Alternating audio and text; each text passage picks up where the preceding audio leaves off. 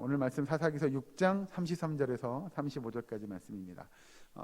지난주에 이어서 우리가 사사기서를 계속 보고 있는데 이스라엘 백성들이 그 전에 봤던 우리가 장면들을 좀 보면 기드온이 우상의 신상들을 바알과 아세라 신상을 무너뜨리고 불태우고 뭐 그러면서 지난주에 혹시 기억날지 모르겠지만 이 기드온에게 별명이 하나 생기죠.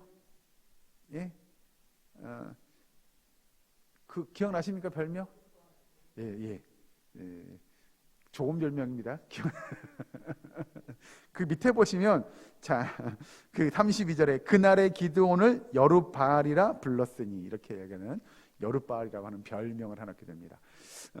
이제 바알과 다투어 싸운다 뭐 이런 의미의 뜻이죠. 논쟁하다, 바알과 다투는.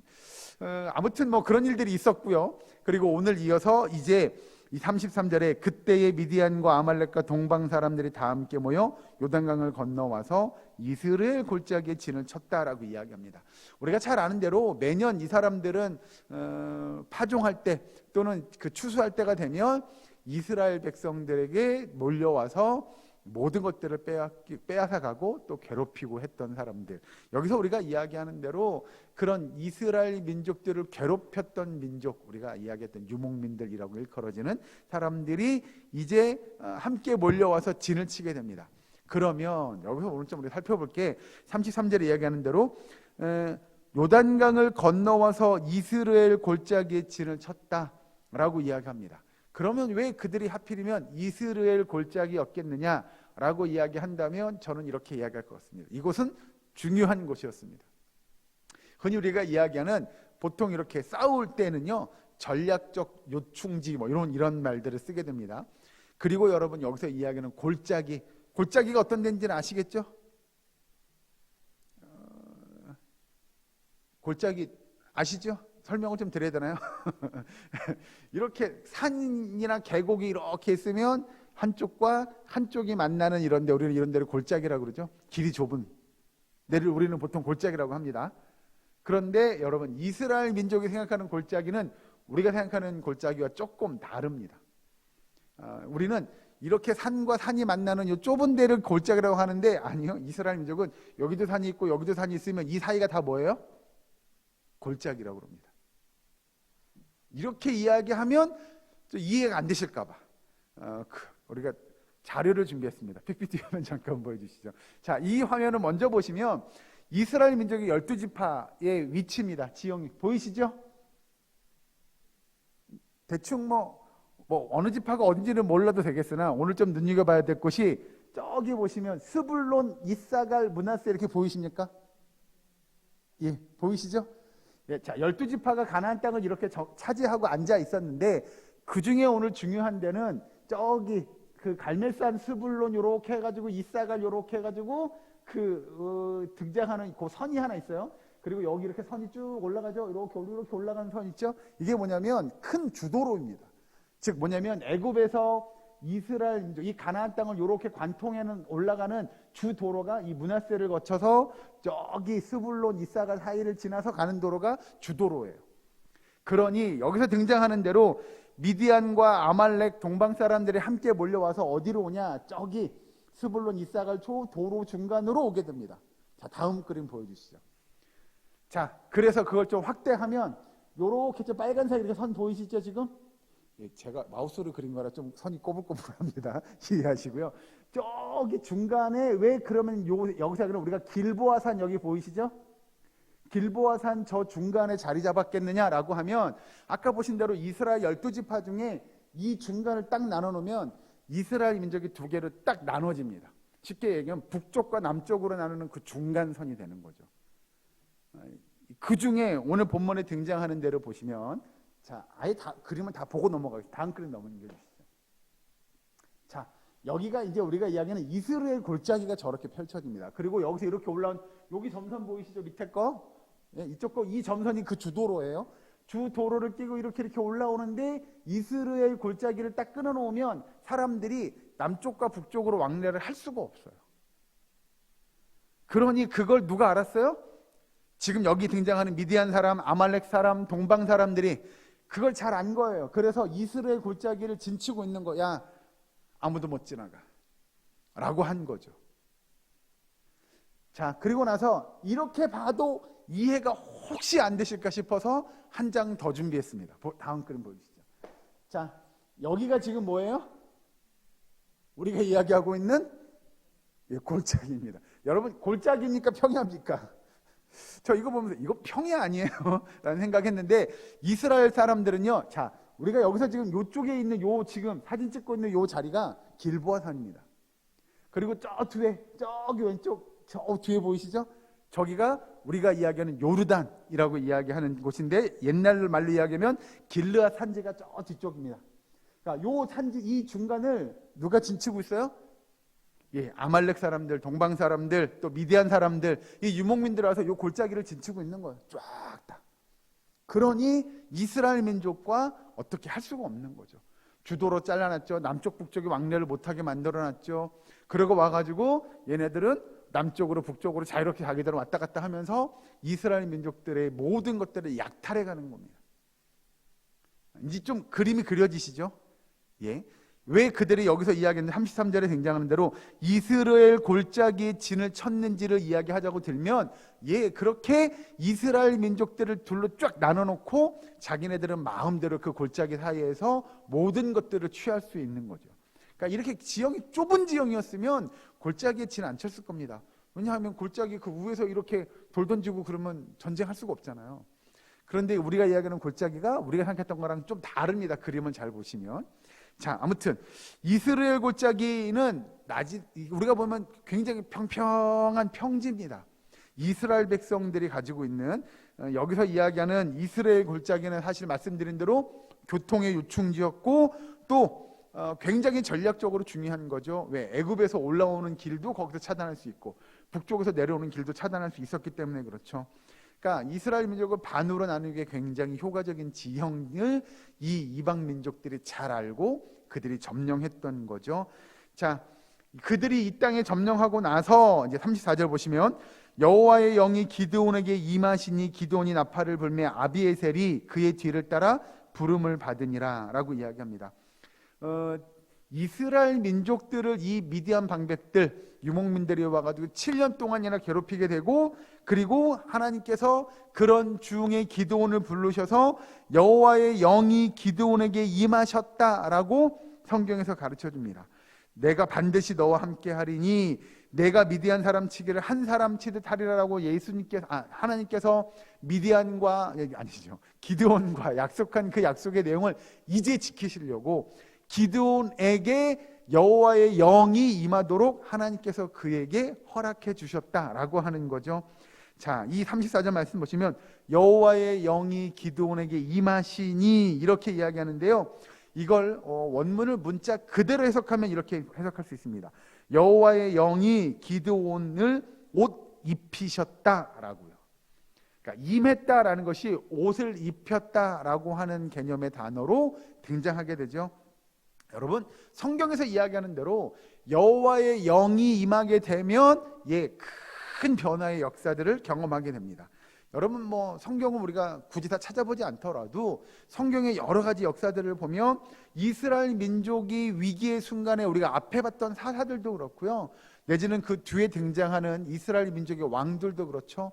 예를 들면 사울 왕이라든가 다윗 왕이라든가, 여호와의 영이 임하고 나서, 또는 뭐 사사들뿐만 아니라 선지자들도 여호와의 영이 임하고 나서 하나님의 놀라운 역사들을 이뤄냈던 걸 저희들은 다 기억하게 되죠. 어떻게 보면 하나님의 놀라운 역사가 그들에게 맡겨진 하나님의 능력 또는 하나님의 사명, 하나님의 직분을 그들이 감당하기에 부족함 없는 하나님의 사람으로 변화시키더라, 훈련시키더라라는 겁니다. 그 모든 역사를 이루어가는 그 앞에 내지는 가장 중심적인 역사가 뭐냐? 여호와의 영이 임한 거라는 거죠. 요즘 우리로 이야기하면 성령이 우리와 함께 하시면 우리가 능히 그 일들을 이루어낼 수 있다라고 하는 겁니다. 다시 표현을 바꿔볼까요? 아까 말씀드린 대로 여호와의 영이 임했다, 여호와의 영이 옷 입혀졌다라고 한다고 한다면, 우리에게도 여호와의 영이 옷 입혀지면 우리도 하나님께서 우리에게 맡겨진 그 사명들을, 그 직분들을 충성스럽게 또는 최선을 다해서 내지는 잘 감당할 수 있다라고 성경이 우리에게 알려주는 내용이죠. 그러면 성령이 임하는 것이 왜 그렇게 중요하겠느냐라고 하는 거죠. 성령의 역사가 임하게 되면 그런 모든 우리가 성경에 등장하는 왕들, 사사들, 선지자들의 모습을 통해서 또는 예수님의 제자들의 모습을 통해서 보면 초월적인 정말 기적과 같은 역사들, 우리가 저런 일들이 가능해? 라고 생각되어지는 일들을 능히 이루어내더라 라고 하는 거죠. 하나님의 기적과 같은 역사가 우리 삶 안에 또 우리의 삶 속에서 이루어지는 일들을 나타낼 수 있다, 우리가 보여줄 수 있다라고 하는 겁니다. 그러면 우리도 어떤 기적적인 일들을 우리가 이루어갈 때 우리와 함께 하시는 성령님의 역사를 의지하면, 성령님의 우리와 함께 하시면 우리도 능히 기적과 같은 일들을 나타낼 수 있음을 믿으시기 바랍니다. 우리가 할 수 있는 일이 아니고요, 정말 우리와 함께 하시는 성령님이 함께 하실 때 우리가 능히 그런 일들을 감당할 수 있다고 고백하는 것이 맞는 표현일 겁니다. 그러면 오늘 본문에 등장하는 기드온에게도 34절에 여호와의 영이 기드온에게 임하시니 라고 이야기하는 이 기드온에게 여호와의 영이 임했다고 할 때 그 여호와의 영이 임함으로 그 여호와의 성령이 기드온에게 옷 입혀지듯이 임함으로 인해서 이스라엘 민족을 충분히 구해낼 수 있음을 우리는 짐작하게 되죠. 저는 묵상하면서 그런 생각이 들었습니다. 여호와께서 왜 우리가 성경의 표현에 여호와의 영을 옷 입었다고 이야기하느냐라고 하는 거죠. 그럼 여러분, 그냥 이해를 듣기 위한 예입니다. 우리가 예를 들어서 운동을 하러 나가는데요, 양복 입고 운동하러 가면 잘 할 수 있을까요, 없을까요? 잘 못하겠죠. 불편하잖아요. 이 옷은 그렇게 운동하려고 만든 옷이 아니잖아요. 그런데 성경에서 여호와의 영을 옷 입었다라고 이야기하는 건, 즉 바꿔 표현하면 그런 걸 겁니다. 기드온이 그 이전의 기드온이 아니라 성령이 함께 하심으로 그가 바뀌었습니다. 변화된 겁니다. 그래서 이제 그가 하나님의 역사를 이루어가기에 충분한 사람으로 변화된 거예요. 이해되시죠? 그래서 여호와의 영을 옷 입었다라고 표현하는 건데, 그렇게 여호와의 영을 옷 입는 일이 굉장히 중요한 건 뭐냐면 그 이전의 기드온과 그 이후의 기드온은 완전 다르더라는 거죠. 그러면 그런 겁니다. 성령님이 임하시면 우리가 뭔가 예를 들어서 그 벼락 맞아가지고 막 지지직 해가지고 막 우리가 새 사람으로 변화되고 그러느냐? 아니요. 성경은 그렇게 변화된다고 이야기하지 않습니다. 그 기드온은 그 이전에도 기드온이 있고 그 이후도 기드온이에요. 성령의 역사하심으로 기드온이 아니라 막 예를 들면 천사가 되고 막 그런 게 아니라는 거죠. 그런데 어떻게 그러면 기드온이 성령의 역사하심으로 그가 변화될 수 있었느냐? 하나님의 능력을 덧입음으로 그 일은 쉽게 표현하면 그겁니다. 기드온이 하는 게 아니라 누가 하는 거예요? 성령님이 하시는 거예요. 그걸 기드온이 깨닫게 됐다는 겁니다. 여러분, 우리가 성령의 역사를 이제 성령님이 나와 함께 하시면 우리가 내가 느껴 성령님이 나와 함께 하셔, 막 이런 걸 느낀다고 가정을 한번 해보죠. 그러고 나가서 복음을 전해요. 그러면 여러분, 복음 전할 때 사람들이 성령의 덧입음으로 막 내가 복음 전할 때마다 그 사람들이 복음을 듣고 나도 그래요, 예사랑교회 나가고 싶어요, 저도 예수님 믿고 싶어요 라고 이야기하냐? 그렇지 않을 겁니다. 세상 사람들은 여전히 차가울 겁니다. 세상 사람들은 여전히 내가 건네는 복음, 내가 건네는 전도지, 내가 건네는 이야기를 관심 있게 보지 않고 듣지 않고 받지도 않을 겁니다. 그런데 우리는 어떻게 그러면 우리가 그런 일들을 할 수 있느냐? 그런 일들은 내 능력으로 하는 게 아니라는 거죠. 하나님의 말씀 의지해서 나가서 복음을 전하다 보면 성령의 역사로 준비된 영혼들을 만나게 되고 그들이 마음의 문을 열고 변화의 일들이 일어나더라는 거예요.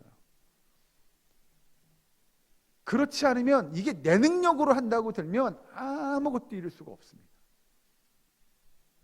내 능력이요? 우리 능력이요? 얼마나 있겠어요. 우리 능력이 뛰어나면 얼마나 뛰어나겠어요. 그런데 성령님이 나와 함께 하신다는 건 내가 하는 일이 아니라 성령님이 하시는 일을 우리는 순종하며 따라가면 되는 겁니다. 그런 믿음이 기드온에게 생겼다는 거예요. 우리가 아는 대로 전에 몇 주 전에 봤던 대로 기드온은 하나님의 사자를 시험합니다. 정말 당신이 하나님의 사자가 맞거든, 나에게 기적을 보여주세요. 나에게 이적을 베풀어 주세요. 뭐 이런 것들을 요구하잖아요. 그런 그가 이제 성령의 역사를 덧입으로 성령님이 함께 하심으로 변화되는 일들을 우리가 기대할 수 있게 되는데, 그건 기도원이 안에서 막 변화된 게 아니고요. 그래요, 성령님이 하시는 일임을 그가 믿게 된 거예요. 그래서 성령님의 역사를 그냥 따라가면 기도원이 놀라운 기적과 같은 일들을 이루어내더라는 것들을 기도원이 알게 된 거죠. 우리도 똑같은 줄로 믿으시기 바랍니다. 여러분, 우리의 능력이 하나님의 성령의 역사로 내 능력이 이만치가 이만큼 얼등하게 돼가지고 우리가 능력으로 가서 하는 것이 아니고요. 하나님의 능력을 힘입어서 하나님의 구원의 역사에 우리는 같이 따라가는 거예요. 하나님이 하고자 하는 길을 이 길 가면 되나요? 제가 그 길을 묵묵히 가는 거예요. 그런데 그 가는 길에 성령님이 함께 하시면 성령님이 나의 앞길을 예비하여 주시고요, 성령님이 내 모든 일들을 책임져 주신다고 하는 걸 기도원은 깨달은 겁니다. 자, 그렇게 해서 34절 보시면 여호와의 영이 기드온에게 임하시니 기드온이 나팔을 불매 아비에셀이 그의 뒤를 따라 부름을 받으니라 라고 이야기합니다. 그러면 아비에셀이 뭐냐? 아까 여기 잠깐 화면 다시 한번 띄우실래요? 그 두 번째 페이지 보실까요? 이게 세 번째 앞에 거, 이 앞에 거요. 자, 여기서 제가 보시면 빨간색으로 밑줄 그어진 지파들 보이십니까? 밑에서부터 므낫세, 스불론, 납달리, 아셀, 이런 지파들 제가 밑줄 그어놨는데 그게 왜 중요하냐면 35절 보시면 기드온이 또 사자들을 온 므낫세의 도로 보내매 그들도 모여서 그를 따르고 또 사자들을 아셀과 스불론과 납달리에 보내매 그 무리도 올라와 그를 영접하더라. 왜 그러면 여기 이야기하는 대로 므낫세 또는 납달리, 아셀, 스불론 이런 지파들이 이 기드온이 사람을 보내서 빨리 나오세요, 우리가 이 이방 민족들과 전쟁을 치를 거예요 라고 하는 그 일에 참전, 함께 싸우는 일에 동참하게 되냐라고 본다면, 여기 잘 보시면 저 빨간 줄 이렇게 그은 걸 중심으로 아래 위에 그 나라 주변들을 위치하고 있는 거죠. 그 길을 맞대고 있는 거예요. 그러니 그냥 불러서 알았어 우리가 갈게가 아니고요, 사실은 놓고 보면 나름대로 다 뭐가 있어요? 이걸 표현하자면 이해관계가 있는 거고요. 또 다른 표현을 하자면 자신들이 맺힌 게 있는 거예요. 여기 우리가 이야기하는 길보아산 옆에 그 골짜기에 다 진치고 있는 그 이방 민족들로 인하여 나름대로 고통받는 거예요. 그들이 위아래 하면서 이스라엘 민족들을 못 살게 굴었을 때 정말 고통당했던 지파가 므낫세, 이사갈, 스불론, 납달리, 아셀 이런 지파 사람들인 거죠. 그러니 기드온이 그쪽 지파에 사람을 보냅니다. 빨리 나오라고, 같이 여호와의 전쟁에 참여하자고. 그래서 보시면 35절 다시 보시면 기드온이 또 사자들을 온 므낫세에 들어보내매 그들도 모여서 그를 따르고 또 사자들을 아셀과 스불론과 납달리에 보내매 그 무리도 올라와 그를 영접하더라 라고 하는 건 다 이유가 있었던 겁니다. 그러니 이스라엘 민족 가운데 이 이방 민족들로 인하여 정말 고통당하고 압제당했던 그 지파들의 사람들이 나와서 기드온과 함께 그 여호와의 전쟁, 성령의 역사가 어떻게 임하는지를 나타내는 그 여호와의 전쟁에 그들이 함께 하고자 했던 거죠. 우리는 사실 불보듯 뻔합니다. 이렇게 여호와의 영이 임했고 많은 사람들이 그 전쟁에 동참했어요. 이제 이 결과는 불보듯 뻔할 겁니다. 우리가 잘 아는 대로 분명히 전쟁에 승리할 줄로 믿습니다. 그런데 중요한 건 그 전쟁에 승리하는 방법과 어떻게 하나님께서 기드온을 통하여 이 이방 민족들과 싸움을 싸우게 할 것인가 라고 하는 것일 거며, 그러면 우리는 기대를 하게 되죠. 사실은 우리는 다 알긴 하지만 기대를 하게 됩니다. 도대체 기드온이 어떤 방법으로 여호와의 싸움, 성령의 임재하심을 나타내는 그 기적과 같은 역사들을 이루어갈 거냐라고 하는 겁니다.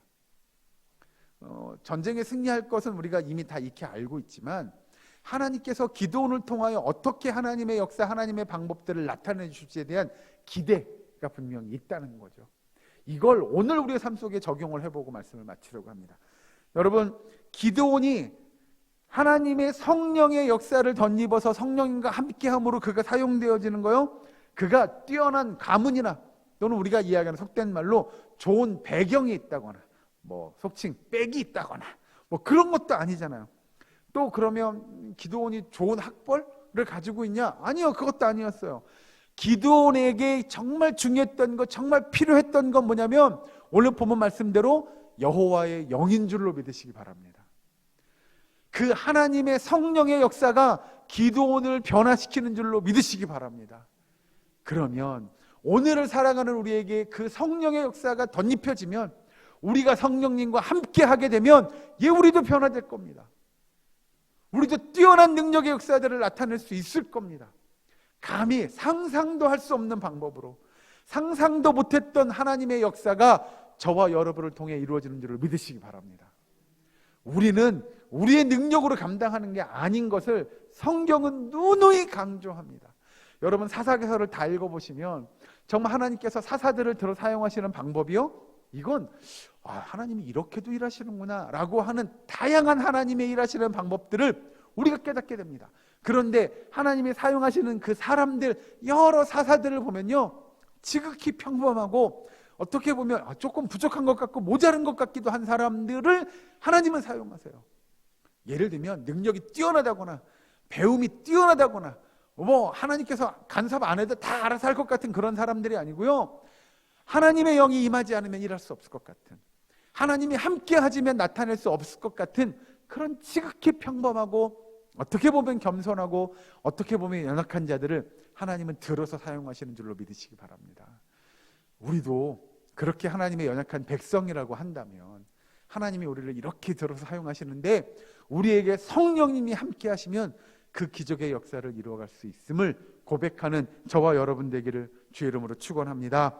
이렇게 고백하는 저와 여러분 되기를 바랍니다. 주여, 저희 같은 무명의 인물들에게도 성령의 옷을 덧입혀 주시옵소서 라고 고백할 수 있는 저와 여러분 되기를, 우리의 사랑교회 모든 건속될 수 있기를 주의 이름으로 간절히 축원합니다. 기도하겠습니다. 사랑과 은혜 하나님 감사합니다. 아버지, 우리의 삶을 주장하시고 우리에게 성령의 능력의 역사들을 허락하여 주시옵소서. 성령님이 함께 하시며 성령님의 그 기적과 같은 일들을 이루어가는데 사용되어지는 주의 백성, 주의 일꾼, 우리의 사랑교회의 모든 성도들 될 수 있도록 주여 인도하여 주시옵소서. 아버지, 주께서 평안의 역사를 허락하셔서 우리의 삶 속에서 성령의 능력을 나타내며 하나님의 나라를 이루어가는 권능의 역사를 이루어가는 주의 백성들에게 주께서 은혜 베풀어 주시옵기를 간절히 바라옵고나오며 예수님의 이름으로 기도하옵나이다. 아멘.